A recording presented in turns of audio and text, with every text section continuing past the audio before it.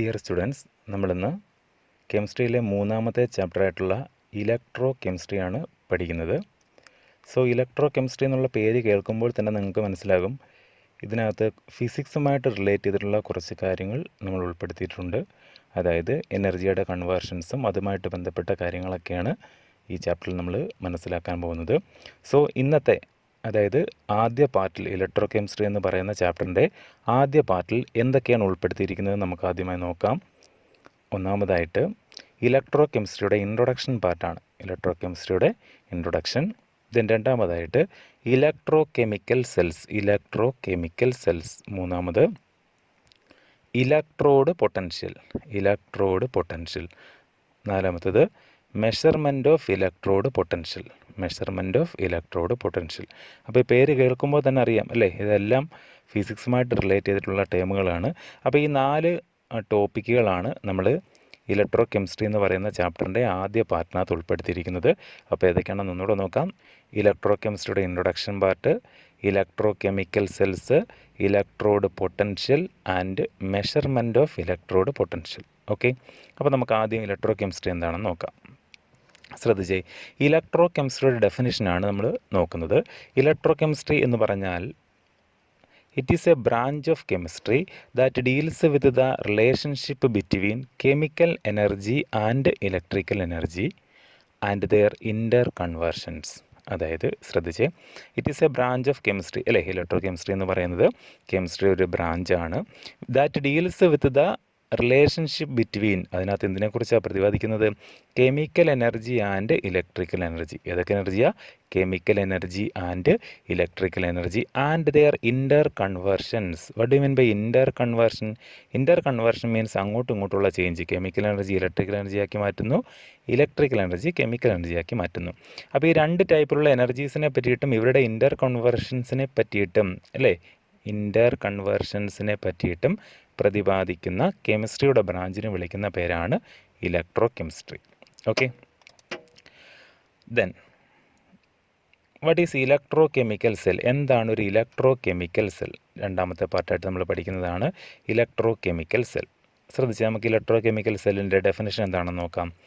These are devices that convert chemical energy of some redox reactions to electrical energy. അതായത് redox reaction വഴി chemical എനർജിയെ electrical എനർജിയാക്കി മാറ്റുന്ന ഡിവൈസസിനെ വിളിക്കുന്ന പേരാണ് electrochemical cells.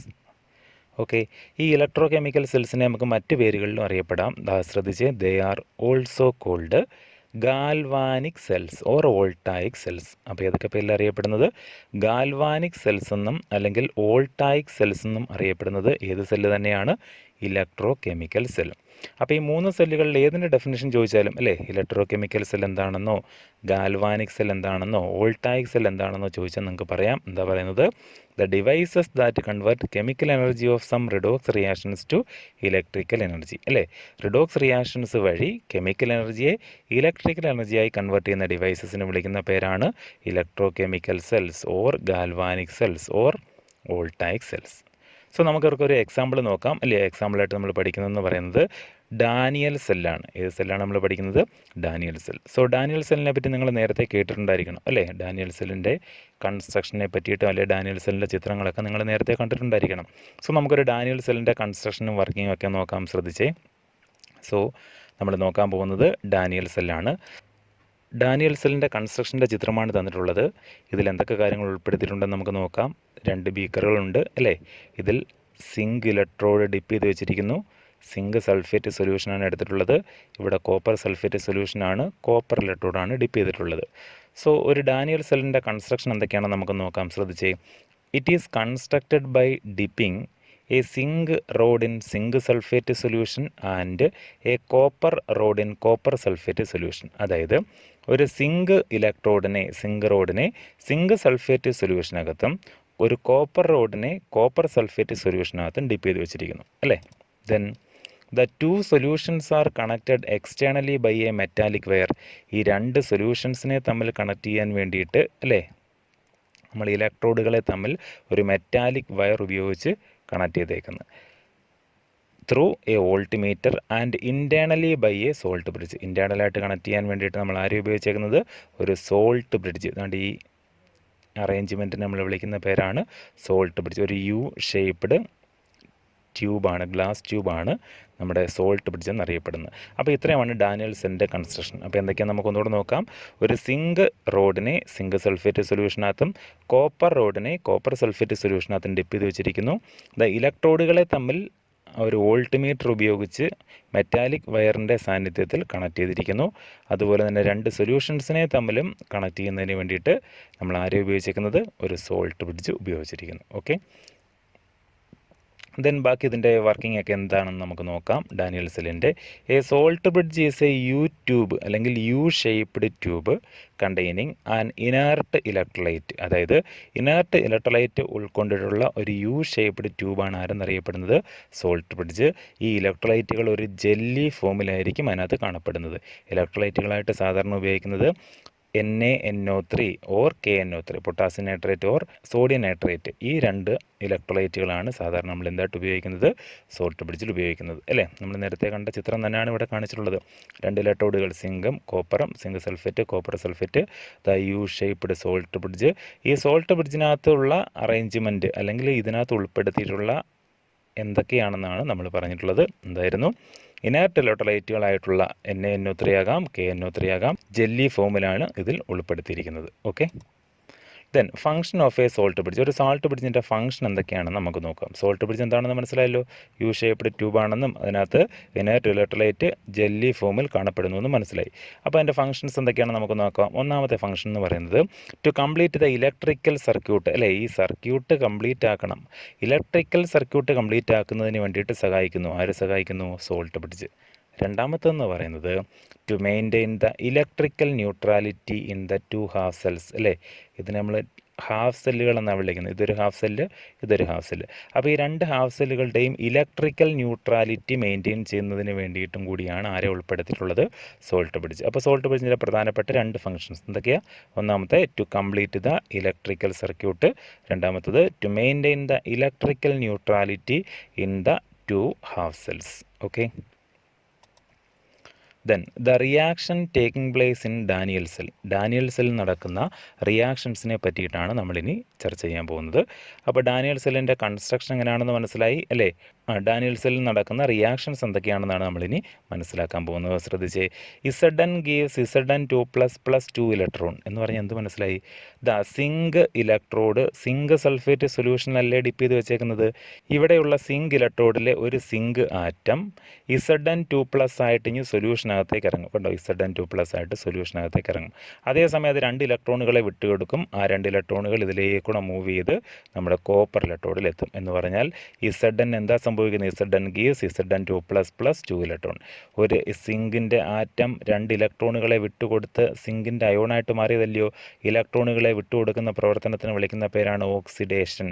So here zinc undergo oxidation. അപ്പം നമുക്ക് ഇവിടെ എന്ത് പറയാം? ഓക്സിഡേഷൻ ഹാഫ് റിയാക്ഷൻ എന്ന് പറയാം. എന്താ വിളിക്കുന്ന പേര്? Oxidation half reaction. അപ്പോൾ ഇവിടെ ഉണ്ടായ രണ്ട് ഇലക്ട്രോണുകൾ കോപ്പർ ഇലക്ട്രോഡിലേക്ക് എത്തിച്ചേർന്നിരിക്കുകയാണ്. ഇനി കോപ്പർ ഇലക്ട്രോഡിൽ നടക്കുന്ന പ്രവർത്തനം എന്താണെന്ന് നമുക്ക് നോക്കാം. ശ്രദ്ധിച്ചേ. Cu2++2 electron give Cu. അതായത് സൊല്യൂഷനകത്തുള്ള Cu2+ ഈ രണ്ട് ഇലക്ട്രോണുകളെ അക്സെപ്റ്റ് ചെയ്തുകൊണ്ട് Cu ആയിട്ട് മാറി ഇവിടെ ഡെപ്പോസിറ്റ് ചെയ്യും അല്ലേ. അതായത് ഇലക്ട്രോണുകളെ സ്വീകരിക്കുകയല്ലേ ചെയ്തത്. അവിടുത്തെ റിയാക്ഷൻ റിഡക്ഷൻ ആണ്. സോ നമുക്കതിനെ റിഡക്ഷൻ ഹാഫ് റിയാക്ഷൻ എന്നറിയപ്പെടും. എന്താ വിളിക്കുന്നവർ? Reduction half reaction. ഓക്കെ, അപ്പോൾ സിംഗിൾ ഓക്സിഡേഷൻ നടന്നു, കോപ്പറിൽ റിഡക്ഷൻ നടന്നു. സിംഗിൾ നടന്ന ഹാഫ് റിയാക്ഷനെ ഓക്സിഡേഷൻ ഹാഫ് റിയാക്ഷൻ എന്നും കോപ്പറിൽ നടന്ന ഹാഫ് റിയാക്ഷനെ റിഡക്ഷൻ ഹാഫ് റിയാക്ഷൻ എന്നും അറിയപ്പെടുന്നു. അപ്പോൾ ഇതിൻ്റെ ഓവറാൾ റിയാക്ഷൻ എഴുതാൻ വേണ്ടി രണ്ടും കൂടെ ആഡ് ചെയ്താൽ പോരെ. ലെഫ്റ്റ് സൈഡ് ആഡ് ചെയ്യുക, ഗീവ്സ് ഇടുക, റൈറ്റ് സൈഡ് ആഡ് ചെയ്യുക. അപ്പോൾ ലെഫ്റ്റ് സൈഡിലും റൈറ്റ് സൈഡിലും 2 ഇലക്ട്രോൺസ് ഉണ്ട്. അത് രണ്ടും ക്യാൻസൽ ചെയ്ത് കളയുമ്പോൾ നമുക്ക് എന്ത് കിട്ടും? Zn+Cu2+ gives Zn2++Cu. മീൻസ് അവിടെ ഓക്സിഡേഷൻ നടന്നു, റിഡക്ഷൻ നടന്നു. Zinc undergo oxidation and copper undergo reduction. അപ്പം ഓക്സിഡേഷനും റിഡക്ഷനും ഒരുമിച്ച് നടന്നുകൊണ്ട് റിയാക്ഷനെ നമുക്ക് ഏത് പേരിട്ട് വിളിക്കാം? റിഡോക്സ് റിയാക്ഷൻ എന്ന് വിളിക്കാം. എന്ത് വിളിക്കാം? Redox reaction. അതിൻ്റെ ഡെഫിനേഷനിൽ തന്നെ നമ്മൾ പറയുകയുണ്ടായി അല്ലേ? റിഡോക്സ് റിയാക്ഷൻ വഴി കെമിക്കൽ എനർജി ഇലക്ട്രിക്കൽ എനർജിയാക്കി മാറ്റുന്ന ഡിവൈസസിന് വിളിക്കുന്ന പേരായിരുന്നു ഗാൽവാനിക് സെൽസ് അല്ലെങ്കിൽ വോൾട്ടായിക് സെൽസ് അല്ലേ? അതിൻ്റെ എക്സാമ്പിളായിട്ടാണ് നമ്മൾ എന്ത് പഠിച്ചത്? Daniel cell. അപ്പോൾ ഇവിടെ ഇലക്ട്രോൺസ് എവിടെ നിന്ന് എങ്ങോട്ടാണ് മൂവ് ചെയ്തത്? സിങ്ക് ഇലക്ട്രോഡിൽ നിന്നും കോപ്പർ ഇലക്ട്രോഡിലോട്ടാണ് ഇലക്ട്രോൺസ് മൂവ് ചെയ്തത്. അപ്പോൾ ഇലക്ട്രോൺസ് എങ്ങോട്ട് മൂവ് ചെയ്യുന്നു അതിൻ്റെ ഓപ്പോസിറ്റ് ആയിരിക്കും ആരുടെ ഡയറക്ഷൻ? കറണ്ടിൻ്റെ ഡയറക്ഷൻ അല്ലേ? സോ ഇവിടെ ഇലക്ട്രോൺസിൻ്റെ ഡയറക്ഷൻ നമ്മൾ കാണിച്ചിട്ടുണ്ട്. ഏത് ഇലക്ട്രോഡിൽ നിന്ന് എങ്ങോട്ടാണ്? സിങ്ക് ഇലക്ട്രോഡിൽ നിന്നും കോപ്പർ ഇലക്ട്രോഡിലേക്ക്. ദെൻ ശ്രദ്ധിച്ചേ, the oxidation half reaction occurs in the zinc electrode. നമ്മൾ നേരത്തെ പറഞ്ഞു അല്ലേ? ഓക്സിഡേഷൻ നടക്കുന്നത് എവിടെയാണെന്നാണ് പറഞ്ഞത്?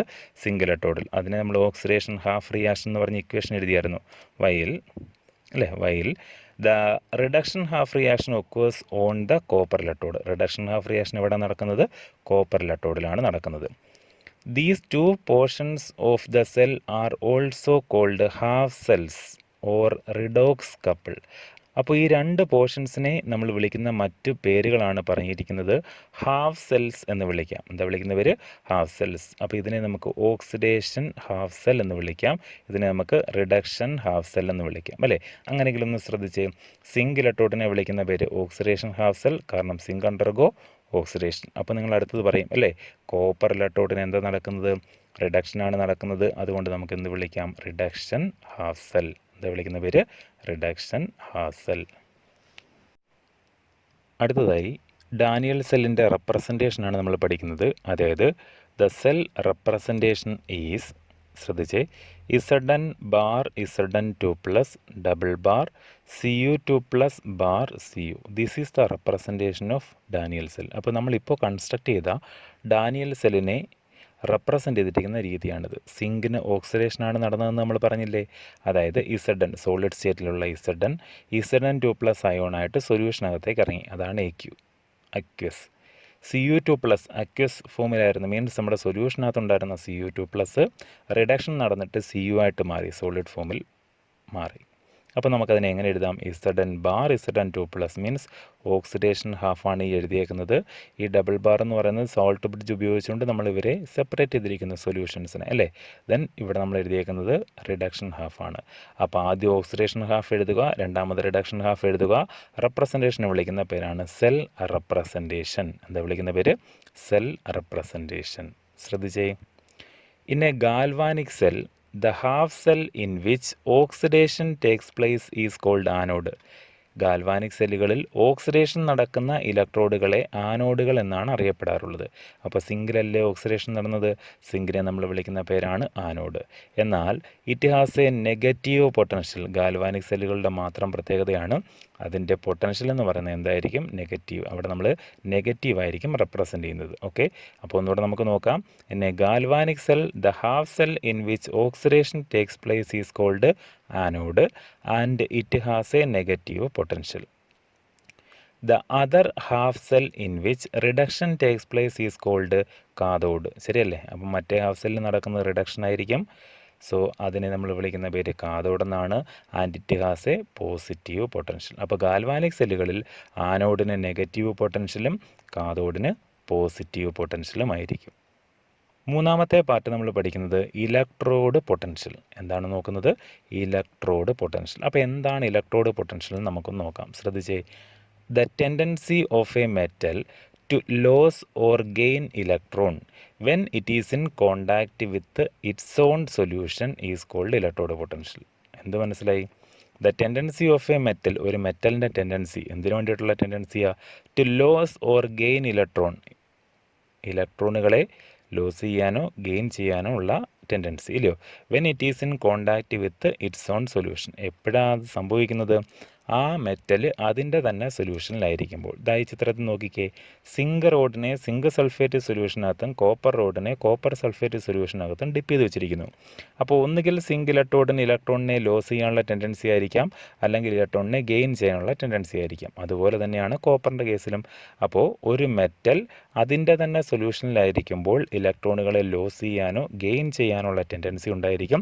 ആ ടെൻഡൻസിക്ക് നമ്മൾ വിളിക്കുന്ന പേരാണ് ഇലക്ട്രോഡ് പൊട്ടൻഷ്യൽ. എന്താ പേര്? പേര് ഇലക്ട്രോഡ് പൊട്ടൻഷ്യൽ. അപ്പോൾ ഒന്ന് ശ്രദ്ധിച്ചേ, when the concentration of all the species involved in a half cell is unity, then the electrode potential is known as standard electrode potential. എന്ന് പറഞ്ഞാൽ ഇവിടെ നമ്മൾ ഒരു ഇലക്ട്രോഡിനെ എടുത്തിട്ടുണ്ട് അല്ലേ, അതായത് ഒരു സിങ്ക് സൾഫേറ്റ് സൊല്യൂഷനകത്ത് എടുത്തിട്ടുണ്ട്. ഇവിടുത്തെ കണ്ടീഷൻസ് എല്ലാം നമ്മൾ എന്താക്കി മാറ്റുന്നു, സ്റ്റാൻഡേർഡ് കണ്ടീഷനാക്കി മാറ്റുന്നു. എന്താ സ്റ്റാൻഡേർഡ് കണ്ടീഷൻ? 1 മോളാർ കോൺസെൻട്രേഷൻ അല്ലേ, 298 kelvin temperature, 1 atm pressure, that is the standard conditions.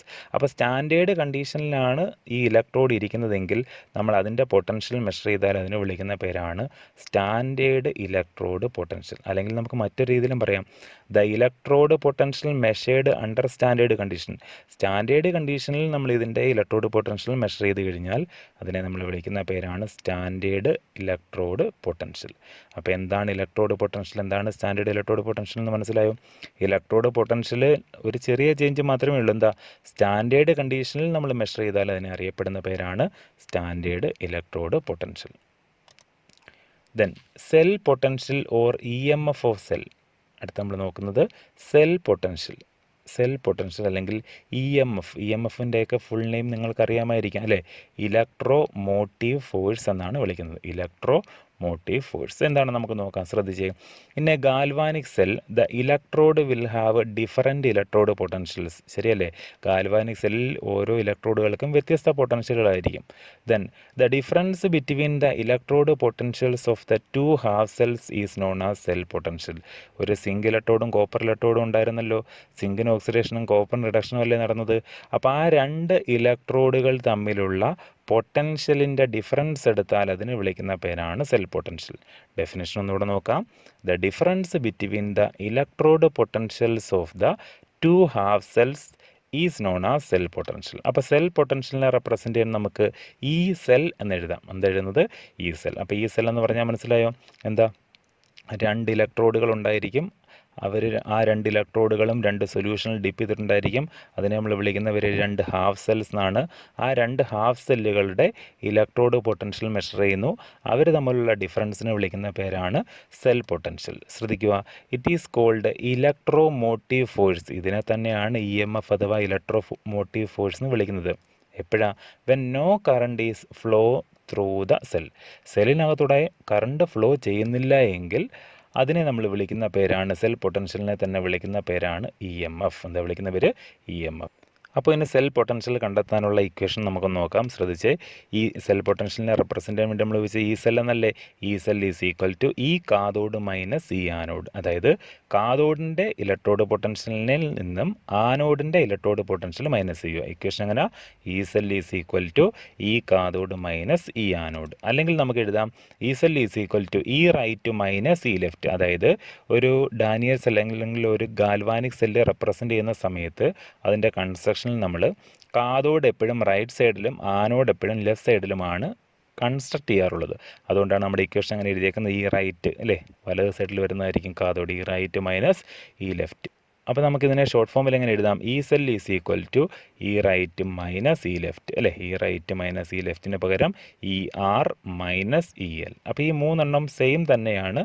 ഈ സെല്ല് കണ്ടെത്താനുള്ള ഇക്വേഷനാണ്, അതായത് സെൽ പൊട്ടൻഷ്യൽ അല്ലെങ്കിൽ EMF കണ്ടെത്താനുള്ള equation. Then measurement of electrode potential. നമുക്ക് ഇലക്ട്രോഡ് പൊട്ടൻഷ്യൽ മെഷർ ചെയ്യണം. എന്താ മെഷർ ചെയ്യേണ്ടത്? Electrode potential. ഇലക്ട്രോഡ് പൊട്ടൻഷ്യൽ എന്താണെന്ന് അറിയാമായിരുന്നല്ലോ. അതായത് 2 ഡിഫറൻ്റ് ആയിട്ടുള്ള ഹാഫ് സെല്ലുകൾ ഉണ്ടായിരിക്കണം. അവർ തമ്മിലുള്ള ഡിഫറൻസിന് വിളിക്കുന്ന പേരാണ് ഇലക്ട്രോഡ് പൊട്ടൻഷ്യൽ. അത് സ്റ്റാൻഡേർഡ് കണ്ടീഷനിൽ മെഷർ ചെയ്താൽ അതിന് വിളിക്കുന്ന പേരാണ് സ്റ്റാൻഡേർഡ് ഇലക്ട്രോഡ് പൊട്ടൻഷ്യൽ. സോ നമ്മളൊരു ഇലക്ട്രോഡ് പൊട്ടൻഷ്യൽ മെഷർ ചെയ്യാൻ പോവുകയാണ്. ശ്രദ്ധിച്ച്, ഇവിടെ നമുക്ക് തന്നേക്കുന്നത് ഒരു കോപ്പർ റോഡിനെ കോപ്പർ സൾഫേറ്റിനകത്ത് ഡിപ്പ് ചെയ്ത് വെച്ചിട്ടുള്ള ഒരു സെല്ലാണ് തന്നിട്ടുള്ളത്. സോ നമുക്കിവിടെ കുറച്ച് കാര്യങ്ങൾ നോക്കാം. The potential of individual half cell cannot be measured. അതായത് ഒരു ഇൻഡിവിജ്വൽ ഹാഫ് സെല്ല, ശരിയല്ലേ, കോപ്പർ ഇലക്ട്രോഡിനെ കോപ്പർ സൾഫേറ്റിനകത്ത് ഡിപ്പ് ചെയ്ത് വെച്ചേക്കുന്നു. ഇതിനെ മറ്റൊന്നുമായിട്ടും കണക്ട് ചെയ്തിട്ടില്ല. നമ്മൾ എന്താ പഠിച്ചത്? ഇലക്ട്രോഡ് പൊട്ടൻഷ്യൽ എന്ന് പറയുന്നത് 2 പേര് തമ്മിലുള്ള ഡിഫറൻസാണ് അല്ലേ, അതാണ് ഇവിടെ പറഞ്ഞേക്കുന്നത്. The potential of individual half cell cannot be measured. Individual half സെല്ലിൻ്റെ പൊട്ടൻഷ്യൽ നമുക്ക് എന്ത് ചെയ്യാൻ പറ്റത്തില്ല? മെഷർ ചെയ്യാൻ പറ്റത്തില്ല. Then we can measure only the difference between the two half cell potential. ശരിയല്ലേ?